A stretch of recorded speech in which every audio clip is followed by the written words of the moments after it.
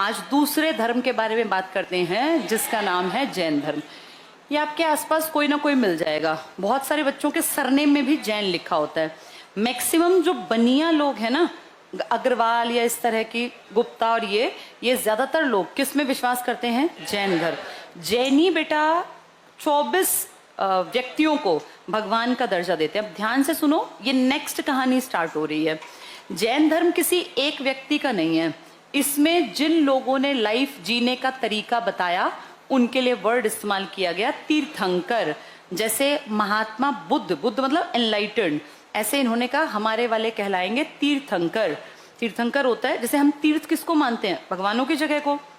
जो इस लाइफ में जब आप प्रॉब्लम्स में घिरे, आपके क्वेश्चंस जब कोई बता ना पाए, आपके मन में, आपके दिमाग में बहुत सारे क्वेश्चंस आए, तो जो अपनी बातों से उन क्वेश्चंस को सॉल्व कर दे वो आपका तीर्थंकर है। तो इन्होंने कहा हमारे इस धर्म में 24 तीर्थंकर हुए। इनमें कुछ नाम बड़े इंपॉर्टेंट है। ये एक आदमी का नहीं है, 24 लोगों का है। ध्यान से बोर्ड पर देखो, पहला, 19वां, 22, 23, 24, ये 5 आदमी ज्यादा काम के हैं। इन पे एग्जाम में क्वेश्चन बनेगा। जो महात्मा बुद्ध है ना, बस एक इंसान काम के, मेन आदमी, बाकी सब तो उनके फॉलोवर्स हैं। यहाँ 5 लोगों ने अलग अलग बातें कही, कही तो 24 ने हमारे काम के। सबसे पहला है बेटा जिनका नाम है ऋषभ देव। एक मूवी आई थी बाहुबली, याद है? बहुत चली थी, बहुत सारे अवार्ड मिले। बाहुबली पता है सच का एक कैरेक्टर था, वो इनका बेटा था ऋषभ देव का। इन्हीं को कहा जाता है आदिनाथ। एक खास बात जान लो, ज्यादातर तीर्थंकरों के नाम में नाथ आएगा। श्रीनाथ, अजीतनाथ, नाथ नाथ करके कईयों के नाम में, मैं जब पढ़ाऊंगी तब दिखाऊंगी, अभी सिर्फ समझ लो। तो सबसे पहले इनके तीर्थंकर या इनके गुरु मान लो, कौन हुए वो? ऋषभ देव जी, जिनको कहते हैं आदिनाथ। आदि का मतलब सबसे पुराना, तो सबसे पहला नाथ कौन है? आदिनाथ, जिनका एक्चुअल नेम क्या था? ऋषभ देव। ऋषभ देव के ही बेटे हैं जिन्हें हम कहते हैं बाहुबली। एक्चुअल में इनका नाम है गोमतेश्वर। तो पूरा नाम हुआ बाहुबली गोमतेश्वर। अब ध्यान से सुनना, ये इनकी पूजा अभी भी कर रहे हैं 2025 में। हमारे कर्नाटक में बंगलुरु नाम का जो शहर है, इनकी राजधानी, वहां पर इनकी 57 फीट की ऊंची, या कह लो 17 मीटर की ऊंची मूर्ति लगी है। और इंपॉर्टेंट क्यों है? क्योंकि हर 12 साल बाद इनकी मूर्ति का बहुत ग्रैंड लेवल पर, जिसमें दुनिया भर के जैन इकट्ठे होते हैं बेटा, बहुत बड़ा फेस्टिवल होता है और उसे कहते हैं महामस्तकाभिषेक। इस वर्ड का मतलब समझना, महामस्तकाभिषेक। ये वर्ड क्या दिखाता है? महा मतलब बड़ा, मस्तक मतलब माथा, अभिषेक मतलब तिलक। जैसे हमारा राज्याभिषेक नहीं था, राजाओं का तिलक होता था, भाई अगला बेटा, ऐसे इनका महामस्तकाभिषेक करते हैं। 57 फीट ऊंचा, इमेजिन करो, हमारे यहाँ 6 फुट को हम अच्छी हाइट मानते हैं। 6-6 फुट के 9 आदमी खड़े कर दें, प्लस 10वां भी थोड़ा सा कम। इतनी ऊंची मूर्ति, कितनी बड़ी। इसको दूध से, मक्खन से, शहद से, दही से और ऐसे चीजों से पूरी मूर्ति को नहलाते हैं 12 साल में, और मानते हैं इनका मस्तकाभिषेक कर रहे हैं। कि इनको एक तरह से, जैसे हमारे यहाँ वो यज्ञ करवा के नहीं, राजा अपने बेटे का वो काट के वो भरता था कि भाई हमने अपने बेटे को बना दिया, ऐसे। तो ये इनका होता है बेटा कर्नाटक में। इसी को कहते हैं गोमतेश्वर की मूर्ति। ये एग्जाम में पूछी जाती है। कहाँ है ये? कर्नाटक में। क्या नाम है इस मूर्ति का? बाहुबली की या गोमतेश्वर। किसके बेटे हैं ये? हाँ, ये खुद भगवान नहीं है, भगवान के पहले, इनके भगवान के पहले तीर्थंकर के बेटे हैं। दूसरी बात, 19वें नंबर पर एक तीर्थंकर हुए हैं जिनका नाम था मल्लीनाथ। ये क्यों इंपॉर्टेंट है? डिस्प्यूट है बेटा इनके ऊपर। आगे जाके ये धर्म 2 हिस्सों में बटा। एक हो गए दिगंबर, जिन्होंने कहा दिशाएं हमारे वस्त्र हैं, हम वस्त्र धारण नहीं करेंगे, वस्त्र ही नहीं पहनते, अभी भी हैं, बहुत लोग हैं। और एक बन गए श्वेतांबर, व्हाइट कपड़े पहनेंगे। जब आगे जाके बटेगा ना, तो वो कहेंगे, एक कहेंगे व्हाइट कपड़ों वाले मल्लीनाथ हमारे 19वें तीर्थंकर थे और एक औरत थे। जबकि जो बिना कपड़ों के रहते हैं वो कहते हैं मल्लीनाथ एक पुरुष था और वो हम उसको पुरुष के रूप में पूछते हैं, हमारे में कोई औरत नहीं थी 24 में से। तो इनका नाम इसलिए इंपॉर्टेंट है क्योंकि इस पे डिस्प्यूट है। व्हाइट कपड़ों वाले इसको औरत मानते हैं और जो बिना कपड़ों के, जो दिशाओं को वस्त्र मानते थे, वो इसको मेल कहते हैं। इसके ऊपर क्वेश्चन आते हैं। 22वें का नाम था अरिष्ट नेमी। अरिष्ट नेमी, ये क्यों इंपॉर्टेंट है, ध्यान से देखो, पहला और 22वां, इन दोनों का उल्लेख हिंदुओं के, सनातनियों के सबसे इंपॉर्टेंट वेद कौन सा था तुम्हारा, पहला वेद, हाँ, उसमें इन दोनों का जिक्र आया। कहते हैं ये कृष्ण भगवान से संबंधित थे। तो हमारे वेद में जैनियों के दो, जिनको भगवान की तरह देखा जाता है, दो तीर्थंकर, पहला और 22वां, इन दोनों का जिक्र आता है। पहले का नाम ऋषभदेव या आदिनाथ और 22वें का नाम अरिष्ट नेमी। तो हिंदुओं से कहीं ना कहीं लिंक है, ऐसा मानते हैं इन दोनों का। 23वें का नाम था पार्श्व, पार्श्व मतलब पीछे, पार्श्वनाथ। ये क्यों इंपॉर्टेंट है, यहां से हिस्ट्री मिलनी स्टार्ट हुई। फिर ये 22, इन 22 का हमें लिखित में कोई खास नहीं मिला, मान्यता है लेकिन हमें कहीं कोई साक्ष्य नहीं मिला। इनके माँ, इनके पिताजी, इनकी राजधानी, इनका राजपाट सब लिखा मिला। ये काशी था ना हमारा, काशी, काशी बनाया था मैंने, कौशल के नीचे छोटी सी प्रॉपर्टी, क्या नाम था उसका, काशी। ये काशी के राजा के बेटे हैं बेटा, काशी के राजा थे, उनका नाम, उनकी प्रॉपर्टी, उनकी राजधानी, उनकी पत्नी, सारी हिस्ट्री है। तो हम ये मानते हैं सिर्फ ये दोनों हैं जिनका इतिहास में वर्णन है, तो इन्हें कहा जाता है ये दोनों ऐतिहासिक हैं।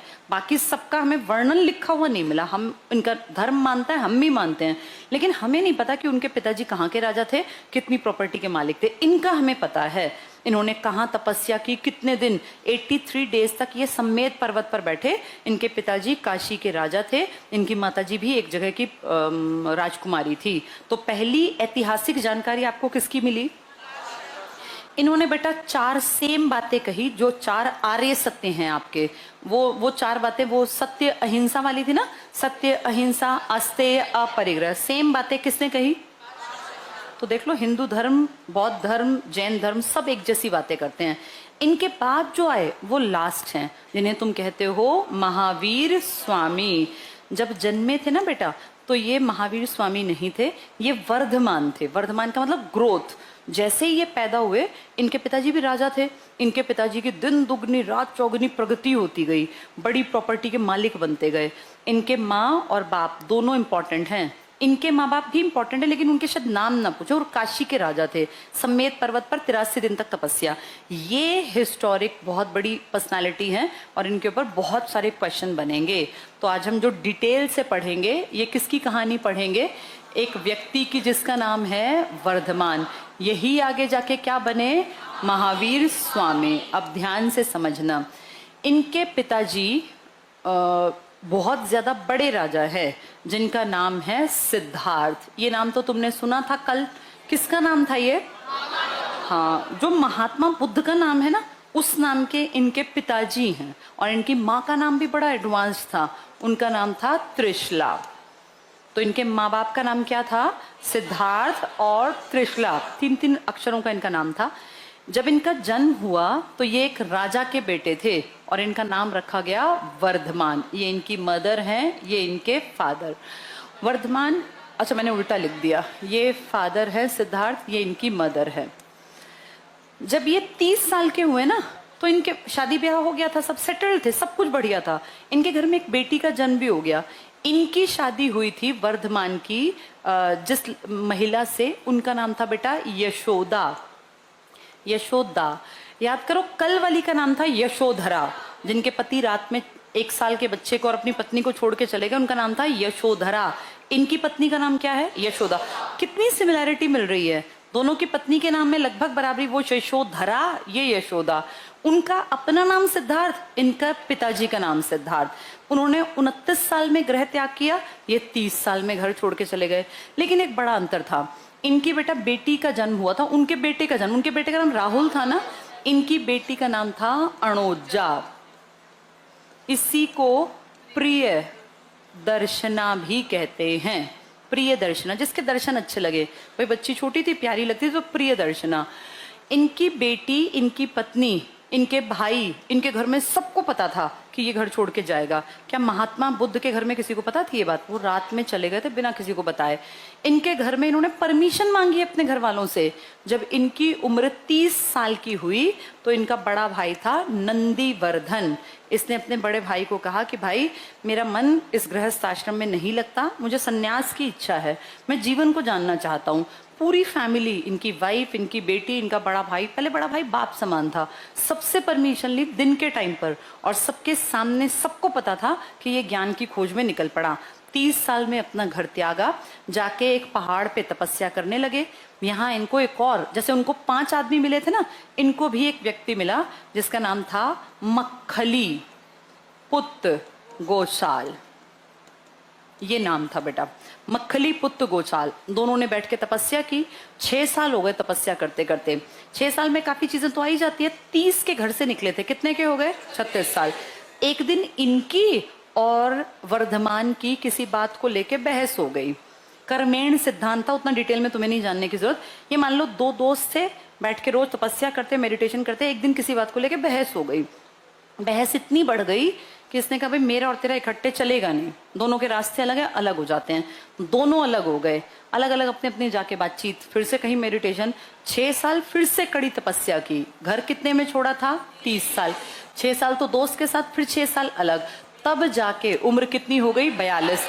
तब जाके बेटा इनको ज्ञान की प्राप्ति हुई और तब ये जाके आगे जाके जिन्न कहलाए। जैन जो है ना, जैन, ये जिन्न से बना है। इनको भगवान से ऊपर का दर्जा दिया इन्होंने, तो ये जिन्न कहलाए। 12 साल की कठिन तपस्या के बाद इनको ज्ञान की प्राप्ति हुई। इन्होंने क्या किया? 23 जो गुरु हुए थे ना, 23वें ने कितनी बातें बताई थी? 4। क्या क्या थी? सत्य, अहिंसा, अस्तेय, अपरिग्रह। उसमें 5वीं बात जोड़ दी कि ब्रह्मचर्य का पालन करना चाहिए। अब क्या तुम्हारे हिंदू धर्म में ब्रह्मचर्य का कोई आश्रम था? पहला आश्रम तुम्हारा क्या था 4 में से? गृहस्थ से पहले क्या था? ब्रह्मचर्य आश्रम। याद आया? 100 साल की जिंदगी। जाबाल उपनिषद में तुमने जिंदगी को कितने सालों में पढ़ा? 100, 25, 50, 75, 100। उसमें सबसे पहला आश्रम क्या था? ब्रह्मचर्य। जिसमें क्या करते थे बच्चे? गुरुजी के पास जाके ज्ञान हासिल करते, स्किल सीखते, अगले 75 साल कैसे रोटी खाएंगे उसका जुगाड़ सीखते थे। इन्होंने भी सेम बात कही। क्या तुम्हें ये सब पढ़ के लग रहा है हिंदू धर्म से प्रभावित है हर चीज? हाँ, सनातन। सनातन की ये 4 बेसिक बातें हमें बौद्ध में भी मिली और अब 5वीं बात हमें कहाँ मिली है? वापस हिंदू धर्म में। सनातन कह लो, क्योंकि हिंदू तो बेटा अलग से कम्युनिटी ने डेवलप किया था। इन सब की बातें सेम ऐसी हैं जैसी महात्मा बुद्ध की। कई लोग कहते हैं कि दोनों एक ही साथ थे, दोनों में गैप भी बहुत कम था। और बड़ी बात क्या है?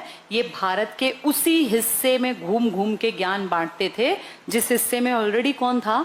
महात्मा बुद्ध।